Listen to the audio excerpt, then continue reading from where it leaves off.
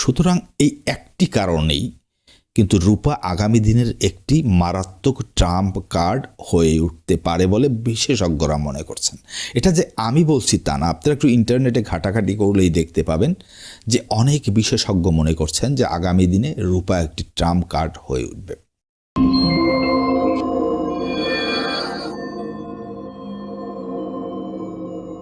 প্রিয় দর্শক, আপনাদের মধ্যে অনেকেই হয়তো হাতে আপনাদের কিছু টাকা রয়েছে, আপনারা সেই টাকাটিকে কোথায় বিনিয়োগ করবেন সেটা বুঝে উঠতে পারেন না। অনেকেই আমাকে হোয়াটসঅ্যাপে মেসেজ দিয়ে জানতে চান যে আমার হাতে কিছু টাকা রয়েছে, আমি কোথায় বিনিয়োগ করতে পারি, কোথায় বিনিয়োগ করলে আমি বেশ ভালো পরিমাণে একটা রিটার্ন নিয়ে আসতে পারবো, আমার তেমন একটা লস হবে না। এটা অনেকেই জানতে চান, আপনাদের অনেকেরই আগ্রহ রয়েছে এই বিষয়টিতে। তো তারই প্রেক্ষিতে আমি আজকের এই এপিসোডটি তৈরি করছি যেন আপনাদেরকে একটি কংক্রিট তথ্য দেয়া যায় যে আপনারা কোথায় বিনিয়োগ করলে এই মুহূর্তে দাঁড়িয়ে আপনারা ভালো পরিমাণে একটা রিটার্ন নিয়ে আসার সম্ভাবনা রয়েছে ভবিষ্যতে। তো দেখুন, বিনিয়োগের আগে আমি একটি এপিসোড শুরু করার আগে আমি কিছু কথা বলে নিতে চাই। দেখুন, দু ধরনের মানুষ মূলত ইনভেস্ট করে। এক ধরনের রয়েছে সাধারণ জনগণ, যারা বিনিয়োগ করে। তারা বিনিয়োগ করে কি, একটি রিসোর্স বা দ্রব্য যখন চূড়ান্ত হাইপে উঠে যায়, দেখবেন তারা তখন ওখানে ইনভেস্ট করতে ঝাঁপিয়ে পড়ে। যার ফলে কি হয়, তারা খুব ভালো পরিমাণে কিন্তু রিটার্ন এখান থেকে ঘরে তুলতে পারে না। কিছু মানুষ এখান থেকে রিটার্ন পেলেও, সাধারণ জনগণের কথা বলছি, তা অল্প পরিমাণে। আর অধিকাংশ মানুষই হয়তো বা লস করে, কারণ তারা এই বিষয়টি যখন হাইপে উঠে গেছে তখন তারা ইনভেস্ট করতে এসেছে এখানে। আর এক শ্রেণীর ইনভেস্টর রয়েছেন যারা 5, 10, 15 বছর আগ থেকে বুঝতে পারেন যে এই যে রিসোর্সটি, এটি ভবিষ্যতে কয়েক গুণে রিটার্ন এনে দিতে পারে এবং এখন যদি আমি বিনিয়োগ করি এটি দুর্দান্ত একটি বিনিয়োগের রিসোর্স হতে পারে। এটি তারা 5, 10, 15 বছর আগে বুঝতে পারে এবং বুঝতে পেরেই কিন্তু তারা কিছুটা ঝুঁকি নিয়ে হলেও তখন তারা এই বিনিয়োগটি করে। আর এরকম আগে ভাগেই তারা বিনিয়োগ করে বলেই কিন্তু তারা কয়েক গুণে রিটার্ন ঘরে তুলতে পারে, যেটা আমরা একজন সাধারণ বিনিয়োগকারী হিসেবে পারি না। দেখুন, আর ভারতের রাকেশ ঝুনঝুনওয়ালার নাম আপনারা শুনেছেন, শেয়ার মার্কেটের একজন কিংবদন্তি। তিনি 2003 সালে টাইটানের শেয়ার কিনেছিলেন 3 টাকা দামে। আজকে 2025 সালে দাঁড়িয়ে সেই টাইটানের এক একটি শেয়ারের দাম দাঁড়িয়েছে প্রায় 3500 টাকার কাছাকাছি। একবার ভেবে দেখুন, মাত্র 22 বছরের ব্যবধানে 22 বছরের ব্যবধানে 3 টাকার একটি শেয়ার যদি 3500 টাকা হয়ে যায়, তাহলে কত গুণ রিটার্ন রাকেশ ঝুনঝুনওয়ালা তার ঘরে তুলেছেন। এখন এটাকেই বলা হয় মাল্টি ব্যাগার রিটার্ন। এই যে মাল্টি ব্যাগার রিটার্ন রাকেশ ঝুনঝুনওয়ালা ঘরে তুলতে পেরেছিলেন, কারণ তিনি আজ থেকে 20-22 বছর আগে বুঝতে পেরেছিলেন যে টাইটানের বিজনেস মডেলটি দুর্দান্ত। এটি যদি ক্লিক করে ভবিষ্যতে আমাকে বহু গুণে রিটার্ন এনে দিতে পারবে। দেখুন, এটি বোঝার কারণেই তিনি কিন্তু 20-22 বছর আগে এখানে ইনভেস্ট করেছিলেন। আর আমরা সাধারণ জনগণ কি করি, যখন টাইটান সিনে চলে এসেছে রাকেশ ঝুনঝুনওয়ালার কারণে, তখন আমরা ঝাঁপিয়ে পড়ে এই টাইটানের শেয়ার কিনি। যাই হোক, এটা আমার বক্তব্য ছিল না, এটা আপনাদেরকে বোঝানোর জন্য। এখন এই যে রূপার কথা আজকে আমি থাম্বনেইলে আপনারা দেখেছেন যে বিনিয়োগের একটা চমৎকার মাধ্যম হয়ে উঠতে পারে রূপা। যদি টাকা থাকে আপনি রূপা কিনতে পারেন। কেন আমি এই এপিসোডটি করছি, দেখুন, সম্প্রতি যুক্তরাষ্ট্রের স্পট মার্কেটে রূপার দাম প্রতি আউন্সের দাম উঠেছে $60 কাছাকাছি। এটি কিন্তু খুব ভালো একটি মূল্য বৃদ্ধি এবং ক্রমাগত রূপার কিন্তু দাম বাড়ছে। এই যে রূপার দাম কেন হঠাৎ করে বাড়ছে, এর পিছনে মূলত 4টি কারণ রয়েছে। প্রথম কারণটি হলো স্বর্ণের দাম বেড়ে যাওয়া। দেখুন, স্বর্ণের দাম যেহেতু বেড়ে যাচ্ছে, হাতের নাগালের বাইরে চলে যাচ্ছে, সেহেতু অনেক বিনিয়োগকারী আর এখানে বিনিয়োগ করতে পারছেন না বা চাচ্ছেন না। তারা ভাবছেন যে এখানে বিনিয়োগ করলে যেহেতু অলরেডি স্বর্ণের দাম এত পরিমাণে বেড়েছে, ভবিষ্যতে আসলে এখান থেকে কত গুণ কি রিটার্ন পাওয়া যাবে তা নিয়ে তারা শঙ্কিত। তাছাড়া এই মুহূর্তে স্বর্ণে বিনিয়োগ করতে গেলে প্রচুর মূলধনের প্রয়োজন হয়। সুতরাং বিনিয়োগকারীরা এসব কারণে বিকল্প রিসোর্সের দিকে ঝুঁকছেন। তারা খুঁজে বেড়াচ্ছেন যে স্বর্ণের বিকল্প এমন কি রিসোর্স রয়েছে যেখানে আমরা এখন বিনিয়োগ করতে পারি একটু কম দামে বা কম মূলধনে। তো সেটি খুঁজতে গিয়ে তারা কিন্তু বিকল্প হিসেবে বেছে নিচ্ছেন রূপাকে। আর এই স্বর্ণের দাম বৃদ্ধির কারণে কিন্তু এই রূপারও কিন্তু এই দাম বৃদ্ধি হচ্ছে। এটি রূপার দাম বৃদ্ধির 1 নাম্বার কারণ।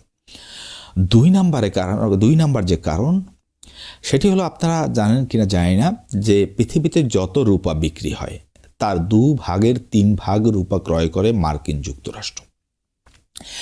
এখন মার্কিন যুক্তরাষ্ট্রের বিনিয়োগকারীরা বা নাগরিকরা মনে করছেন যে ডোনাল্ড ট্রাম্প হয়তোবা এই রূপার উপর শুল্ক আরোপ করতে পারে। তো শুল্ক আরোপ করলে স্বাভাবিকভাবে রূপার দাম বেড়ে যাবে। এই সুযোগে তারা বেশ ভালো পরিমাণে একটা লাভবান হতে পারবে। এই চিন্তাভাবনা করে কিন্তু মার্কিন যুক্তরাষ্ট্রের বিনিয়োগকারীরা বা নাগরিকরা আরও বেশি পরিমাণ রূপা কিনছে, ফলে কিন্তু রূপার দাম বেড়ে যাচ্ছে। এটি 2 নাম্বার কারণ। 3 নাম্বারে আরেকটি গুরুত্বপূর্ণ কারণ রয়েছে। সেই কারণটি, যে কারণটির জন্যই মূলত আজকের আমার এই এপিসোডটি, যে এই কারণে আপনার বিনিয়োগ লাভবান বা লাভজনক হতে পারে ভবিষ্যতে, এবং এটি খুবই গুরুত্বপূর্ণ। যদি আপনি সঠিক সময়ে বিনিয়োগ করতে পারেন তাহলে কিন্তু আপনি এখান থেকে কয়েক গুণের রিটার্ন পাওয়া সম্ভব। রূপা কিন্তু অলংকার, আমরা জানি যে রূপা দিয়ে অলংকার তৈরি করা হয়, কিন্তু সাম্প্রতিক সময়ে রূপার বহুবিধ চাহিদা বেড়ে গিয়েছে, বিশেষ করে শিল্প সেক্টরে। যেমন বৈদ্যুতিক যে গাড়িগুলো রয়েছে, এই বৈদ্যুতিক গাড়িগুলো তৈরি করতে, তার বিভিন্ন পার্টস তৈরি করতে, কারণ আমরা জানি যে তামা এবং স্বর্ণের চেয়েও কিন্তু রূপা বেশি ভালো বিদ্যুৎ পরিবাহী। এটি কিন্তু রূপার একটি গুণ। তো এই বিদ্যুৎ পরিবাহী হওয়ার কারণে যে বৈদ্যুতিক গাড়ি তৈরি হচ্ছে সেখানে প্রচুর পরিমাণে রূপার ব্যবহার হচ্ছে। আবার যে সৌর প্যানেল তৈরি হচ্ছে, আমরা আমাদের বাংলাদেশ, পশ্চিমবঙ্গ, ভারতে এগুলো দেখি।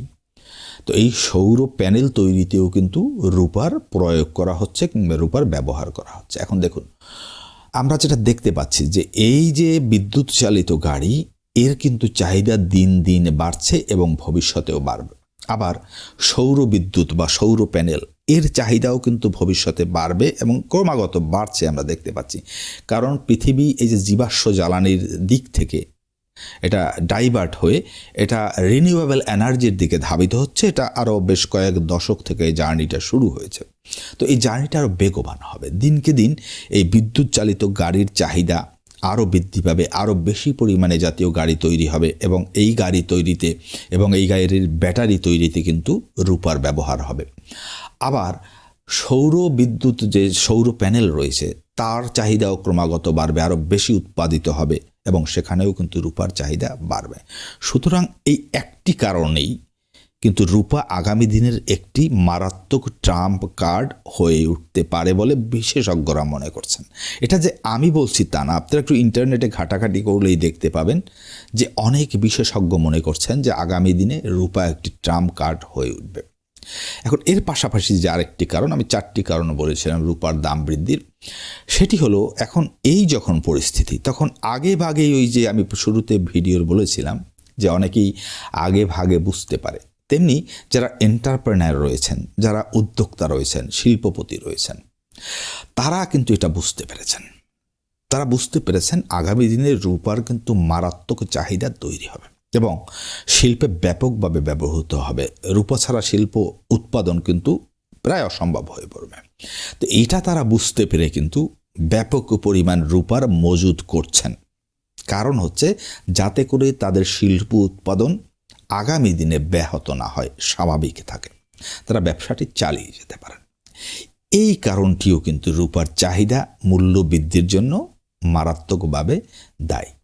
এখন দেখুন, রূপার যোগান কিন্তু সীমিত, রূপার চাহিদা বাড়ছে কিন্তু এর যোগান কি সীমিত? এর যোগান কি মানে প্রচুর পরিমাণে রয়েছে? আমরা চাইলেই কি এটা তৈরি করতে পারি? দেখুন, রূপা মূলত সোনা, তামা এবং সীসা যে খনি থেকে আহরণ করা হয়, সেই খনি থেকে উপজাত হিসাবে কিন্তু রূপা পাওয়া যায়। এটা তাহলে আমরা বলতে পারি যে রূপা একটি খনিজ দ্রব্য। স্বর্ণ যেমন আনলিমিটেড পৃথিবীতে নেই, একটা সীমাবদ্ধতা রয়েছে, ঠিক একইভাবে রূপারও একটা সীমাবদ্ধতা রয়েছে, অর্থাৎ এর যোগানের একটা লিমিটেশন রয়েছে। যতই চাহিদা তৈরি হোক না কেন, আপনি রূপার যোগান কিন্তু বাড়াতে পারবেন না। এটা যতটুকু খনিতে রয়েছে, মাটিতে রয়েছে, ততটুকু পরিমাণে আমরা উপভোগ করতে পারবো, এর বাইরে পারবো না। সুতরাং দেখা যাবে যে রূপার যোগান যেহেতু আনলিমিটেড নয়, কিন্তু চাহিদা কিন্তু তৈরি হবে এবং হচ্ছে বর্তমানে, সেহেতু এই রূপা কিন্তু একটি ভবিষ্যতের বিনিয়োগের জন্য ট্রাম্প কার্ড হয়ে উঠতে পারে। প্রিয় দর্শক, আমি এই অ্যাঙ্গেল থেকেই বিশ্লেষণ করে বুঝতে পেরেছি এবং সেটি আপনাদেরকে বলছি। যদি আপনাদের হাতে টাকা থাকে, দেখুন স্বর্ণ, 1 ভরি স্বর্ণের যে দাম বর্তমানে, একেবারে ছোটোখাটো মাঝারি বিনিয়োগকারীর পক্ষে কিন্তু সেখানে বিনিয়োগ করা অনেকটাই কঠিন। তার বিকল্প হিসাবে যদি আপনি অল্প অল্প করে আপনার যেরকম সামর্থ্য হয় সেরকম করে করে আপনি যদি ক্রমাগত কিছু কিছু রূপা কিনতে থাকেন এবং সঞ্চয় করতে থাকেন, তবে এটা বিশ্লেষকদের মতামত থেকে আমরা এটুকু অন্তত বুঝতে পারি যে আগামী দিনে এই বিনিয়োগটি আপনাকে কয়েক গুণের রিটার্ন এনে দিতে পারে। তবে একটি কথা, অধৈর্য হলে কিন্তু আপনি কোথাও ইনভেস্টমেন্টে যেতে পারবেন না। আপনাকে ধৈর্য ধরতে হবে। ইনভেস্টমেন্ট কিন্তু T20 ম্যাচ নয়, এটি একটি টেস্ট ম্যাচ। সুতরাং টেস্ট ম্যাচে যেমন আপনাকে ধৈর্য ধরে খেলতে হবে, এখানেও আপনাকে ধৈর্য ধরে, সব বিনিয়োগেই ধৈর্য ধরে খেলতে হবে। আমরা শেয়ার বাজারে যে অস্থিরতাটা দেখতে পাই, এর মূল কারণ কিন্তু আমরা শর্ট টার্মে আমরা এখান থেকে লাভবান হতে চাই, এই কারণে শেয়ার মার্কেটে আমরা ঝাঁপিয়ে পড়ি। কিন্তু শেয়ার মার্কেটে যদি আপনি বুঝে শুনে আপনি লং টার্ম ইনভেস্টমেন্টের দৃষ্টিভঙ্গি নিয়ে শেয়ার মার্কেটে বিনিয়োগ করতে পারেন, বিশ্বাস করুন শেয়ার মার্কেট থেকে বহু গুণের রিটার্ন কিন্তু অর্জন করা সম্ভব। সুতরাং যেটা বলতে যাচ্ছি সেটা হচ্ছে, আপনি যদি বিনিয়োগ কোথাও করেন, আপনাকে অবশ্যই লং টার্মে চিন্তা ভাবনা করে তারপরে বিনিয়োগ করতে হবে। শর্ট টার্মে আসলে আপনি হয়তো বা সামান্য কিছু লাভ গড়ে তুলতে পারলেও বহুগুণে আপনার ক্ষতি হয়ে যেতে পারে। তো প্রিয় দর্শক, আশা করি আজকের ভিডিওটি আপনাদের উপকারে এসেছে। যদি উপকারে এসে থাকে তাহলে আমার ভিডিওটিতে লাইক, কমেন্ট এবং শেয়ার করে আমার পাশে থাকুন। আপনাদের লাইক, কমেন্ট এবং শেয়ার আমাকে মোটিভেট করে আপনাদের জন্য আরও এই ধরনের ভিডিও নিয়ে আসার জন্য। প্রিয় দর্শক, দেখা হবে নতুন আরেকটি ভিডিওতে। সে পর্যন্ত ভালো থাকবেন। সকলকে ধন্যবাদ।